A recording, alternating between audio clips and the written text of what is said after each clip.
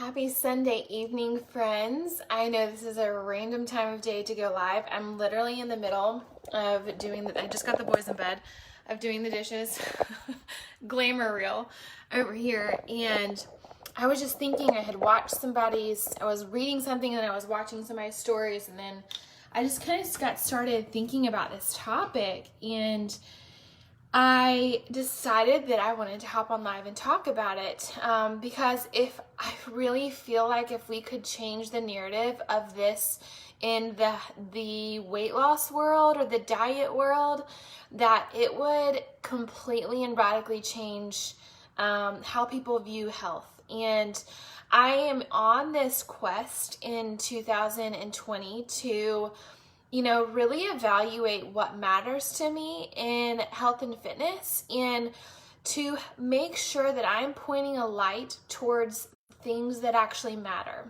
And I have been on this up and down roller coaster with my own personal health. If you've followed me long enough, if you're here, make sure to say hello. Hey, what's up, everybody?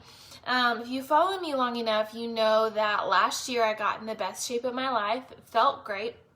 And then my body crashed and burned, literally, to the point where by 9 a.m. in the morning, I did not have the energy to go throughout the day. And I look back on that season, and I don't know that I would change necessarily the last year, but I've learned from the process. And here's what I've realized is that we as a culture have an obsession with body image, even on every end of the spectrum, not just the, have abs and be perfect and be perfectly fit, but also on the other end of the spectrum where it's body positivity and self-love and all of that. And I think on those two extremes, sometimes the purpose of health gets lost. And so every person's view of health is going to be different because we were all created differently. And what I'm realizing is that we have to stop obsessing over what our bodies look like and start getting more in tune with how our bodies feel. Because you can have a six-pack and be chiseled as all get out and feel like crap, and it's not going to matter if you have a six-pack. You could also be on the high end of the healthy BMI range and feel amazing and have so much, and be strong and have energy and feel confident and good in your skin, and physically you wouldn't have the perfect body, but you feel great and you are in fact healthy because what you're doing is healthy habits. And so I really want to challenge you as you are filling your social media feed with things that are either helpful or harmful to your goals in your health and fitness journey, assess what it is you're idealizing, and what it is your focus, the outside, what your body looks like versus how your body actually feels. Because I am now at a heavier weight than I was last year, but I feel really good. I have energy. I don't feel like I have to take a nap in the afternoon. My body feels strong. I feel proud. I feel confident. I feel like I'm on this journey of self-love and appreciation. And that has been this huge evolution from the last 6 months. And so the problem that I see is that too many people stick their head in the sands and idealize this image of a six-pack. And then when they don't get there, they feel like they failed. When truthfully, are you actually focusing on the things that matter? Are you focusing on your energy? Are you focusing on how strong you feel? Are you focusing on your endurance? Are you focusing on things that actually freaking matter outside of what you physically look like? Because this is going to change. This is going to fluctuate with seasons of your life. But if your body feels as good as it was created to feel, that's what actually freaking matters. And that's the message that I'm trying to get across this year. That's the message that I want to take, because the outside is awesome. Do I want to get back to a thinner, trimmer, stronger, leaner version of myself? Yes, because I'm constantly pushing myself to be better. That's what someone who is in a state of growth will continue to do. However, I'm not willing to sacrifice my health for what my body looks like. And I don't know that I listen to my body's cues, and I have to learn what my body's cues are. And what is going to work for me may or may not work for you. And we are like given this illusion that the health and fitness is cookie cutter when we are all so different, and you have to figure out what works for you. So when somebody comes to me and they're like, Rachel, I'm doing Weight Watchers and I've lost 40 pounds, I'm like, I'm so proud of you. I would never judge someone for finding a healthy avenue that works for them. If somebody comes to me and they're like, Rachel, I have no idea where to start with nutrition, I can help. So I've got 3 things. As I was sitting here, obviously I'm like in the middle of unloading the dishwasher, random things that come to my brain at, what time is it? 9 o'clock at night. If this speaks to you, I want to know in the comments. I want to hear your thoughts on this. So I came up with 3 things that I feel like could help. If you're struggling with solely viewing health and fitness as a clothing size or as a look, a physical appearance, if you're solely viewing health and fitness as just that, then here are a couple things that I would challenge you to look into and to rewrite that script about the way that you view your health, okay? So number 1, I want you to change the narrative of how you speak to yourself about yourself, okay? Because you're more than your body. And especially if you're like me, and I had 100 pounds, I had 90 pounds to lose at my heaviest.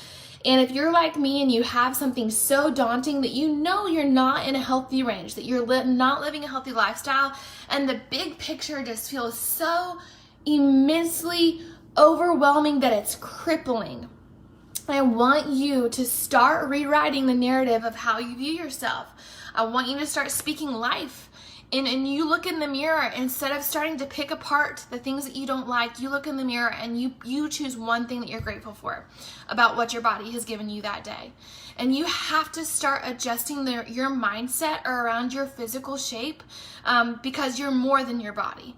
And so change the narrative of how you view your body. I do this through affirmations. I take the time to appreciate and stop and reflect when I'm making progress in my strength or my endurance or my energy or whatever it may be, that I take the time to reflect and appreciate and have gratitude for that. So that's number 1. Number 2 is I want you to create attainable, well, this is twofold. So in order to be successful in your health and fitness journey long time, you have to attach a reason for that. And I'm gonna be honest, this is gonna change in different seasons, because if you're like me, you may have a outer reason that initially pushed you to want to get healthy. And so for me, when I started my health and fitness journey, it was because I was a bridesmaid in a wedding, and I was hell-bent on not being the heavy bridesmaid in that wedding because of all these skinny girls. I think at the time I was only one other mama, and I was not going to be the mom that was heavy next to all these teeny tiny little girls in this bridal party. That was my initial reason for wanting to start this journey. But that shifted, and it became, I wanted to be able to get up off the floor and not feel winded. I wanted to be able to chase my son and not have to stop and take a break. I wanted to be able to go on a roller coaster with him and not feel restricted. You know, like my why and my vision has changed over time, and we are not taking the time to connect with that reason for what you're doing. Like, why are you on this health journey? Then you're never going to stick with it long term, because it's not strong enough. It's not power enough. When you want to go eat something that, you know, you've had 4 treats in a row and then you want to go have treat number 5, what is that why that's going to push you? So for me, I want my kids to understand that healthy lifestyle is normal, that I don't want them to feel what I have felt trying to navigate health and fitness as an adult trying to figure it out. I want them to have all of these habits in their back pocket as a normal part of everyday life. I don't want them to have to ever go through this hard like I have had to. And so that is what motivates me to have this vision of what I want to accomplish in my health and fitness. So that's part 1 of this. The second part is that you have to create attainable, emphasis on attainable, my friends, attainable, small, weekly goals for yourself, and allow yourself to start small. I see it all the time. So many people have it because I am not wired to. Now, okay, there are different personality types, and some people, they're going to go into a 21-day challenge and be like, yeah, perfect eating and yeah, perfect workouts for 21 days, 100 days. I'm going to be like on point, and they thrive with that structure. For me, when I was 90 pounds overweight and I began my journey, the thought of exercise more than 2 days a week made me want to run and hide. The thought of having to meal prep and meal plan and all those things every week made me want to cry. And so I had to set attainable weekly goals. So it started with I needed to exercise 3 times a week. In 2 weeks, I reevaluated, and then maybe I upped it to 4 times a week. Then when it came to nutrition, I said, okay, every day for breakfast, I'm going to have a good healthy meal, because breakfast was always my crutch. Every day for breakfast, I'm going to have a good healthy meal. That's one meal of the day that I promise myself will be healthy. And then in 2 weeks, I built on that. I said, okay, now every snack is going to be healthy. And it was like a layer. I was layering it like a delicious cake with all the layers and the icing. And now I'm going to want cake. So you have to create attainable goals. I even went through, I don't have it, it's upstairs. I went through with my clients this weekend or last week sometime, and I showed them, I made a graph, and it was a whole page and it had squares all over it, and it had your current weight in the very first square. The next square was 1 pound down, and then the next square was 1 pound down. So say 170, 169, 168, 167. And I told them, I said, for every time that you accomplish the next goal, you cross that out. And you're focusing on 1 pound at a time, not the 90 pounds that you want to lose, the 30 pounds, 50 pounds, whatever it may be, but the 1 pound. So you're just focusing on that next step. So that's part 2, is you're going to be creating small attainable goals that are attached to the why behind why you want to get healthy, because that's going to begin to put the emphasis on a deeper meaning beyond our physical appearance, beyond how we view ourselves, beyond our idolizing our bodies. When our bodies are a vessel of who we are, they're not who we are. Can I get an amen on that one? Number 3, okay, I want you to find the healthy avenue that's right for you. That is going to look different for everybody. I know some people that love the gym and they thrive in the gym and they're crushing it and they're doing great, and I love to see that. And then you have me on the flip side of this. I would rather die than set foot in a gym. I ain't got time for that. And then you're gonna have people who want to do the Peloton bike at home. And then you're gonna have people who want to run outside. We are all created different, but if you don't take the time to figure out how your body works best and what brings you joy and how you can create healthy habits that are sustainable and long-term, it has to be centered and rooted in things that you enjoy, or you'll never stick with it. If you hate every second of what you're doing, you will not stick with it past 3 weeks. And so I see that a lot where people start something. That's the fitness program library that I use has hundreds of options. And if one of my clients starts the program and then gets 3 days in and is like, I hate this, we pivot and we pick something else from the library for them to do. So you have to find an avenue to reach your goals that you can sustain long term. And I just want to challenge you. Way too many people right now have their head in the sand. And 2020 has been a hell of a year. Nobody's going to deny that 2020 has sucked. Everyone has had their own version of hard in this, and no one was not impacted, okay? And you have to stop sticking your head in the sand of your health and fitness journey, because these changes that you want to accomplish, they're not going to go away just because you're pretending that they don't exist. So if you need help with that, reach out. I would love to chat with you. But tonight, as I was reflecting on, as I was doing the dishes, and this popped into my head, I wanted to share with you to hopefully empower you to overcome idolizing your body for what its outer appearance is, and start shifting your focus to how your body feels on the inside. And I have a feeling that you'll stick with it much longer. So that's my cue. I heard Johnny just walked in the door.